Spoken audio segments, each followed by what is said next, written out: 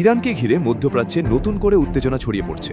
মার্কিন president Donald ট্রাম্পের নির্দেশে উপসাগরীয় অঞ্চলের দিকে এগোচ্ছে একটি বিশাল মার্কিন নৌবহর।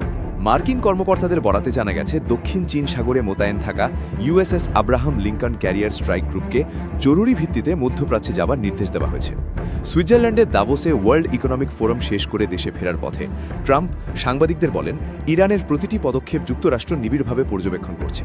তার ভাষায়, আমরা যুদ্ধ চাই না, তবে নিজেদের সুরক্ষা নিশ্চিত করতে এবং প্রয়োজন হলে ব্যবহারের প্রস্তুতি রাখতেই এই শক্তিশালী সামরিক উপস্থিতি মোতায়েন করা হচ্ছে। উল্লেখযোগ্য বিষয় হল, এর আগের সপ্তাহেই ইরানের বিরুদ্ধে সামরিক হুমকির সুর কিছুটা নরম করেছিলেন ট্রাম্প, কিন্তু এবার আবারও কঠোর অবস্থানের বার্তা দিলেন তিনি। ট্রাম্প দাবি করেন, তার কঠোর অবস্থানের কারণেই ইরান সরকার ৮০০ জনেরও বেশি বিক্ষোভকারীকে মৃত্যুদণ্ড দেবার সিদ্ধান্ত থেকে সরে এসেছে, যদিও ইরান সরকার এমন কোনো পরিকল্পনার কথা সরাসরি অস্বীকার করেছে। এদিকে ইরানের রাষ্ট্রীয় গণমাধ্যম জানিয়েছে, ডিসেম্বরের শেষ দিকে শুরু হওয়া সরকার বিরোধী আন্দোলনে এখন পর্যন্ত ৩,১১৭ জন নিহত হয়েছেন। নিহতদের মধ্যে বেসামরিক নাগরিকের পাশাপাশি নিরাপত্তা বাহিনীর সদস্যরাও রয়েছেন।